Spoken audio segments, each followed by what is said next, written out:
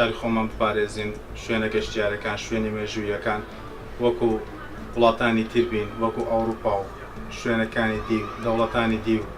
نەک هەرچی بخۆین لە جامی سیارەکە و فەدەینەوە خوارەوە چونکە ئەو شتەی تۆ فرێدەی هەر برا و بابی خزم و ناسیار و برادری خۆمانە لە شارەوانی کار دەکات کە لەو هەڵدەگرتەوە ئەویش هەر بەشەرە ماندوو دەبیتن پشتی دەچەمێتەوە با ئێمەش چاو لە وڵاتانی دی بکەین بڕک پاک و خاوێنی بپارێزین شوێنە گەشتارەکان بپارێزنەوە مەک پاراستنی لێ بکات و شوێن مێژوویەکان وەکو قەڵای هەولێر کە شتی جوانی تێدا و تا ئەستاخانەکانی هەرمان و شتی مێژوو زۆر تایە ئێمە ئەمانەوێت ئەم شتانە بپارێزین بۆ نەوەی